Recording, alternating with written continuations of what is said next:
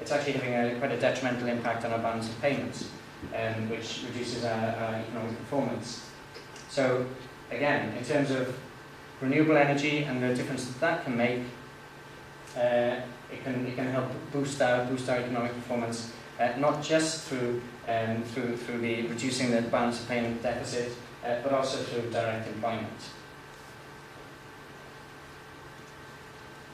Okay, so there are three principal types of unconventional gas that the companies are looking to exploit. The first one is this one. It's underground coal gasification, and that I'm not a petroleum geologist, but my understanding of this process is that a hole is drilled down into a coal seam.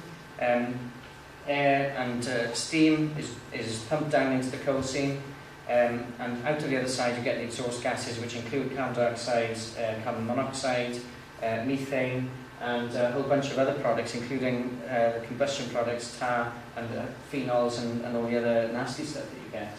And what you'll get there is a large cavity forming under what's called the overburden. The overburden is a rock layer which is supposed to be strong enough to make sure that that void doesn't collapse. And that's one of the questions that we have about unconventional gas. You know, what happens to these voids? Do they actually stay permanently stable? There are two areas that are licensed, as far as I'm aware, for unconventional gas extraction in Wales. The first is the D estuary off northeast Wales, and this is the second in the Clubb estuary.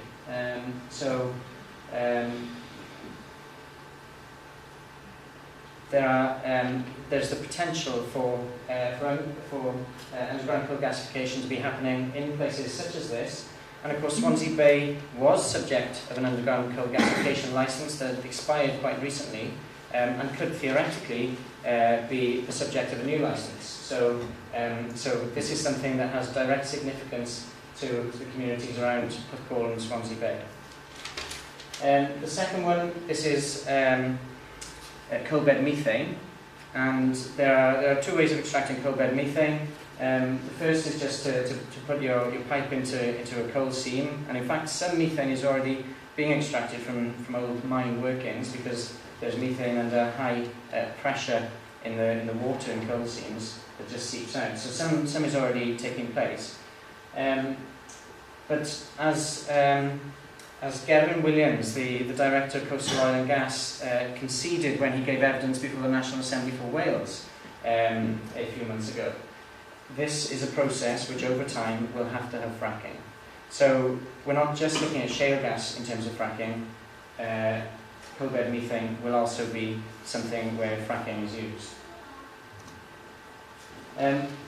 The skull and crossbones is not something of my design, but this is a map which shows where different licenses for coal bed methane extraction have either been applied for or have been granted.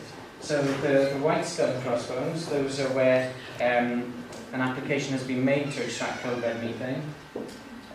The black skull and crossbones are where an application has been granted, so those are consented coal bed methane extraction points. And the ones with a line going directly through them is where activity is actually taking place on the ground.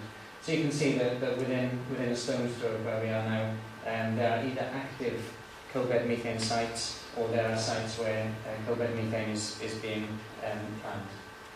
And the third is the one that we've heard so much about, and that's shale gas and fracking. And essentially what happens here is that a very high pressure mix of water, chemicals and sand is put down a hole, and these holes are drilled to a depth of hundreds of feet to thousands of feet below the surface to get to the shale beds. It's pushed at very high pressure. That produces fissures in the shale, and that releases the methane, which is in the shale, and that comes back up to the surface, and you can do all sorts of interesting things with methane. Principally, of course, you can either feed it into the national grid as a gas, or you can burn it for producing electricity. And these are the shale gas licences in South Wales. So you can see that, in fact, Bridgend County is the only county that's entirely covered by existing shale gas licences. But there are large parts of Swansea, Llandudno, Vega Morgan and Newport that are also under licences. These are just the licences in South Wales. There are licences in North East Wales, and also there is a new round of licence sales that is due to happen next year. Now these licences, of course, are sold for a handsome fee to the Treasury. The proposed licences up for sale next year cover a huge swathe, so virtually the entirety of the South Wales coalfield. So this is something that is likely to develop unless we can put a stop to it. So what are the problems with these different technologies? Well, this is a dated study, I think it's fair to say, but a study nonetheless of what happens when you burn underground coal gasification. So this is the first one, and bear in mind the licences to do this, and the Clubb and the DS series in Wales. You can see that some of the chemicals here, some of which are highly nasty chemicals, some of them are up to 100-fold increased through underground coal gasification. With fracking, what you'll see is that there are lots and lots of lorry movements required. So we'll get to see a lot more of this on the roads in communities right throughout South Wales. The reason that you need lots of lorry movements, as I said before, each frack requires roughly about 4 million gallons of water, so that's a lot of water. Either it has to be piped in, or it has to be come in by lorries. The infrastructure itself is very very intensive of trucks and manpower and all the rest of it. So the steel tubes which go to make up the drill casing, so that's when the drill goes these thousands of feet down into the ground, they require an awful lot of steel, so you get those sorts of trucks coming through. If you remember in Balcombe, the village in Sussex, where an awful lot of protests happened quite recently, the quadrilla applied for a licence for 60 lorry movements a day, but apparently forgot that the lorries all had to come back out again, and asked and was granted consent for 120 lorry movements a day to go through the village of Balcombe. Once the fluid is pumped down into the substrata, anything between 15 and about 85% of that fluid comes back up.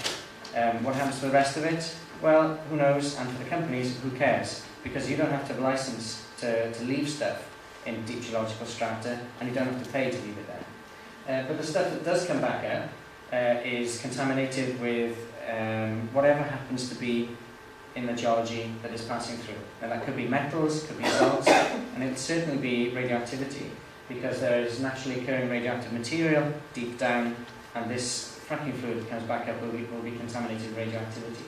Some of the ingenious ways that the fracking companies have found of dealing with this is by diluting it loads and loads and loads, so that it can then be disposed of, because of course the more you dilute it, the less radioactive the water is. Again, it's a water-intensive practice. This is the actual drilling site in Balcombe, and I attended a talk by John Gummer, who used to be Environment Secretary in Westminster, and is now Lord Deben, and sits, I think he's chair of the Climate Change Commission. And he said, for those, bearing in mind his political ideology, for those people who are opposed to wind turbines, just wait till you see what happens when a fracking rig turns up in your neighbourhood. Because he described all the activities surrounding fracking as fairly unpleasant.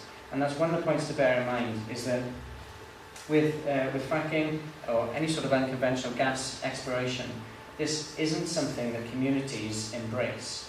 I think every single place where fracking or test drilling has been applied for or is being carried out across the UK, the community rises up against it, and with good reason. So the political response to this has been to try and say, okay, well, actually fracking is all fine for a number of reasons. Number one, energy security. Number two, is because gas is needed as a bridging fuel, and that will get us to this nice renewable future. Well, actually gas, it's not a low carbon bridging fuel.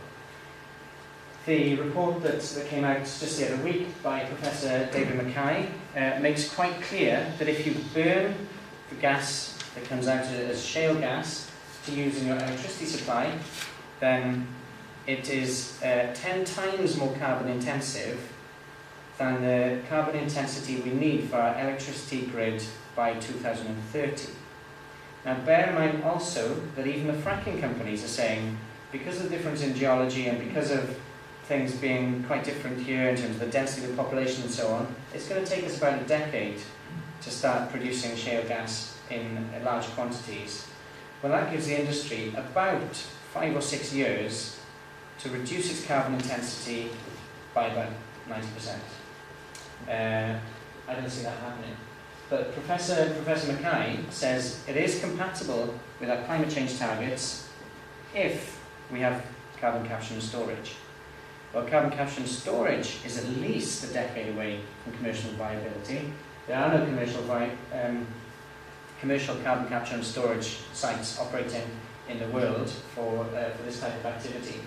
And of course, carbon capture and storage depends wholly on you having storage sites. In South Wales, there are none. There are some off the north coast of Wales because there are existing gas fields there, but whether those gas fields are of significant enough scale to make it worthwhile, I think will be debatable. The only hope for the UK is that to bury carbon off the North Sea in those large North Sea oil and gas fields. So it's totally irrelevant to South Wales to say, well, carbon capture and storage will come to our rescue. Number one, it can't do in time, and number two, there are no sites. So when Charles Hendry, and I think it was extolling the virtues of this report, I think there's a lot more to this report that can be used to demonstrate exactly why